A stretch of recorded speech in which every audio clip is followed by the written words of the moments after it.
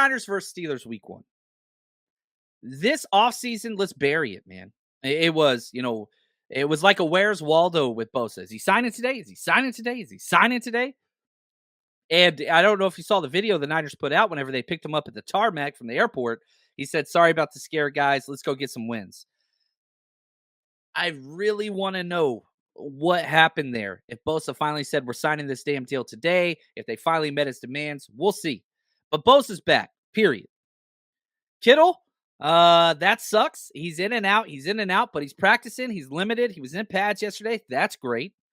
Ray, Wolverine, he got cleared to practice. I thought there was like a 0%. I thought he was going on IR. He didn't. Danny Gray did. And then I was like, okay, maybe week 3 he'll be back. Nope, he's already practicing. He's cleared. And that's huge if he comes back. Absolutely huge. Now, you look at these two teams and listen to this stat, okay? Let's look at the Niners first. In 2022, last season, the 49ers went 15-0 when they turned the ball over 1 or 0 times in the game. 15-0, didn't lose. 1 turnover or less, undefeated. Last year, it's different this year. But times they turn the ball over 2 or more times, guess what? 0-5. There you go. Turn the ball over, lose games, protect the ball, win games. That's how talented of a roster this is. You just do your damn job and don't give the opposing team a little bit extra. You win the damn game. That's key to me. Okay. Now, we look at the opponent, and this is going to be a very heavy Pittsburgh Steelers episode because I want you, right? What are our 2 big goals from the 49ers Rush podcast, right? Increase fan experience through education. A lot of that's based on film, analytics, all that stuff, right? So I want you, whenever you're watching the football game this Sunday, early kickoff, so pumped. I want you to know what's going on both sides of the ball, what players to look out for, what they're trying to do, what we're trying to stop, all of that. So this is a crash course in understanding what is happening before it happens. Okay, does that make sense? I'm giving you the game plan of both teams. So just understand, we'll be talking Niners for sure, but we're focusing a lot on the enemy, behind enemy lines today. Whenever I first started doing this series, I would always play the Rage Against the Machine song, right? Know Your Enemy, which is like one of my favorite songs ever. But then I got hit with copyright strikes. I didn't know about that stuff, but I can't do that anymore. But regardless, this is knowing your enemy. So let's look at the Steelers. Last year, they go 9-8, and they won a lot of games down the stretch. 16 consecutive years from head coach Mike Tomlin, my favorite head coach in the NFL. He's number 1 for me, with over a 500 record. Most ever in NFL history for a starting coach, but they did finish 3rd. The AFC North is a tough division. I mean, there's no Ravens, Bengals, Browns have been a joke, but still quality team. Now, if you look at just why they were able to accomplish that, they were 26th in points scored. Their offense wasn't really great. Average 18 points a game. Not good. 10th, though, in points allowed. 10th. So you're keeping teams to 20 points a game. You're scoring 18. They were negative in the point differential, but 9-8. Now, if we look at, and I want to look at all kinds of scopes, all kinds of different things to understand both these teams, the PFF rankings from last year. Now, you're sitting there saying, like, well, this isn't last year. Well, that's the only data we have to go on heading into week 1 because, yeah, there's turnover. We'll talk about the players. We'll talk about all those things, but it's what we got. So I want to go through analytics, film, all those different things, and just try to get the clearest possible picture we can of this team. Overall, from PFF, Steelers ranked 18th, right in the middle. Offense 16th, defense 18th. They're 9-8. They're an average team last year. But there was one area they were not average in, and that was special teams, which has kind of been the 49ers' Achilles heel. They were 31st. They were terrible. And if you listen to Mike Tomlin's press conference this week, he started off by talking about special teams. Their top 3 leading tacklers last year, all gone. They completely uprooted everything about their special teams core, and they are trying to move forward and improve. So that's going to be something to watch, because if the 49ers have an advantage in special teams, then the Niners have an advantage in all 3 phases of the game now that Bosa's back. Now, you talk about the Niners special teams. Moody's banged up. Ray's banged up. Mitch wasn't good in the preseason. We'll have to see what that looks like, but I still like what we have there collectively. Now, if you look at the 49ers PFF scores from last year, overall, second, offense, fourth, defense, second, special teams, 22nd. So they're amazing. Top four at offense, defense overall is pretty damn good. Special teams, all right, a little bit of a struggle there. Now let's deep dive into who Mike Tomlin is, how he got to where he is, some of his 49ers connections. 16 straight seasons. You know, the Steelers do it right. I'm so jealous of their franchise, not because they've won more, but because they just don't give a damn about drama. They've had three head coaches. Three head coaches. Listen to this. This is what's crazy. You go back so far. It was Chuck Noll, Bill Cowher, then right here, Mike Tomlin. That's it. Three head coaches. Incredible. In the past, I don't even know how many damn years. Now, if we look at Mike Tomlin's career resume, 163 wins, 93 losses, 2 ties. That's great. Postseason, he's got 8 postseason wins, 9 postseason losses. That's all right. You know, it's very rare for coaches to have such a high postseason win rate. Kyle Shanahan's different. He's different. Best winning percentage in franchise history. Better than Cowher, better than Noel. That's crazy.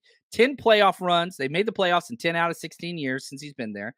7 division titles, 3 AFC championship games, 2 Super Bowl appearances, 1 Super Bowl title. Shanahan beats him in almost all of these different things, except for the division titles and except for the Super Bowl. But he's already got as many NFC championship game appearances. He's just got to win that Super Bowl. He does that, then it's, whatever. And Kyle Shanahan did this exact same thing for the Steelers. He'd be their coach for as long as he wanted to.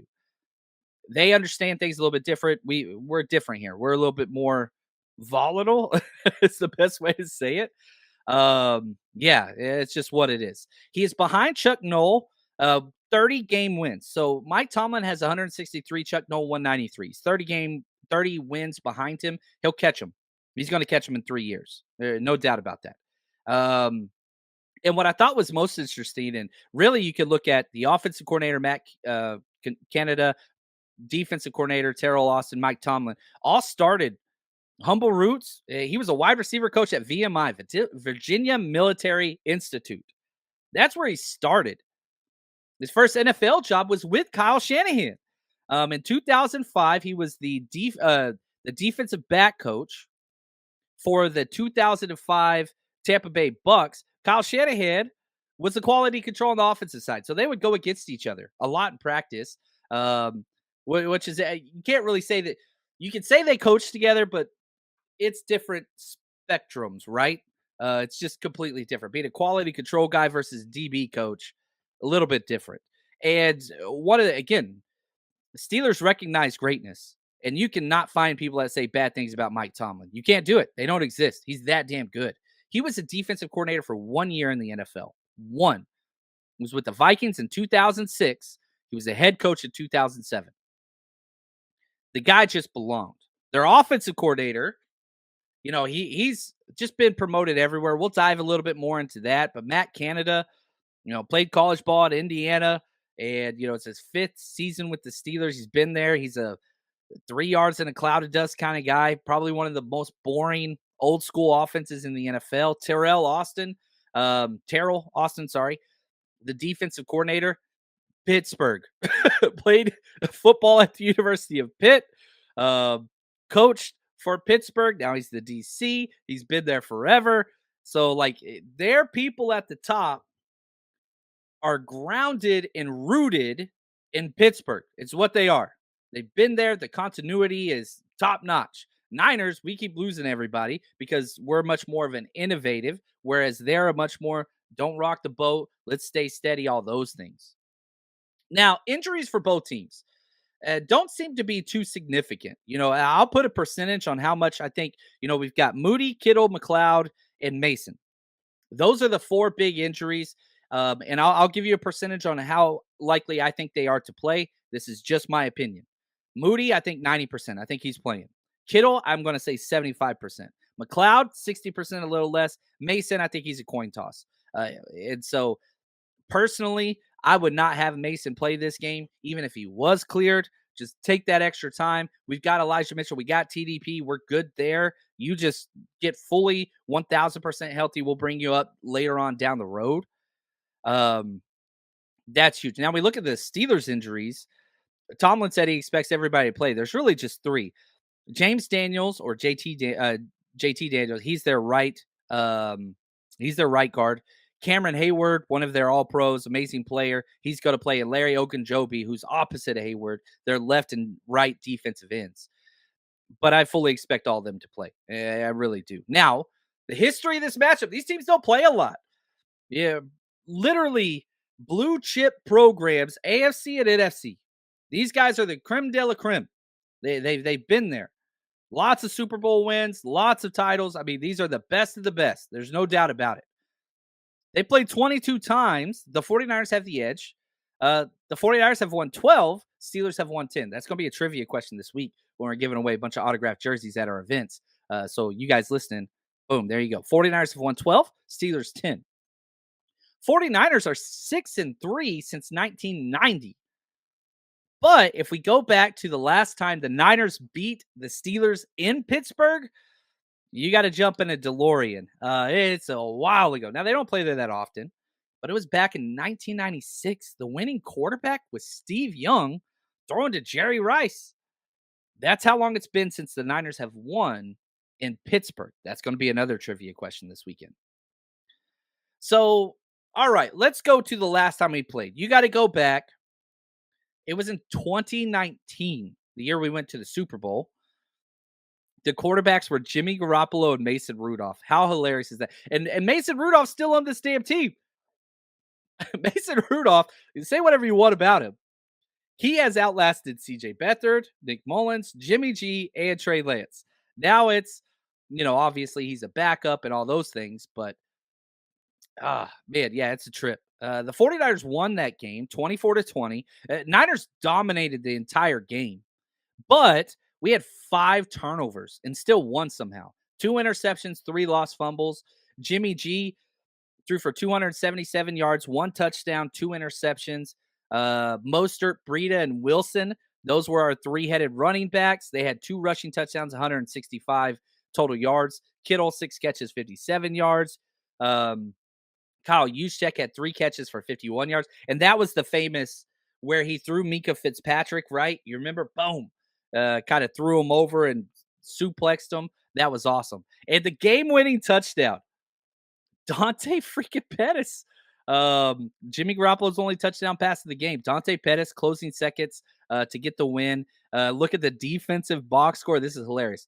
DeForest Buckner, 10 tackles. Quan Alexander, 7 tackles. Now Quan is on their team, the Steelers. He's a special teamer over there.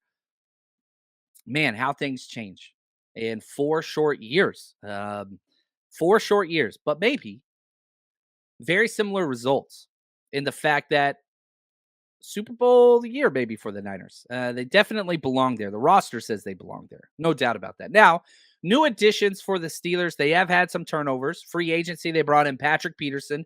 We know him with the Cardinals forever. They brought in 2 Philly linemen, not 1, but 2. Isaac Siamalu and Nate Herbig. That's their starting guards now. Cole Holcomb, they brought him over.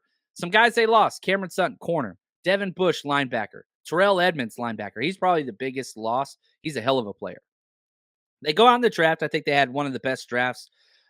Traded up to get Broderick Jones. And Mike Tomlin said he's our backup. Tomlin does the same thing with rookies that Kyle Shanahan does. You got to earn the right. You're not getting a job. And so he's not starting. The guy they traded up and took 14th overall at left tackle is their backup left tackle. Joey Porter Jr., who they traded, they got in the second round. Guess what? Not starting, backup. And so all of these guys, Keanu Benton in the second round, who I loved out of Wisconsin, backup. Darnell Washington, tight end, everybody loved, backup. None of these guys are getting starting playing time. None of their rookies, 0. They have that depth. I won't be shocked if we see some of them. But, yeah, I mean, they've got talent, but they're redshirting their guys as well. The 49ers Rush Podcast.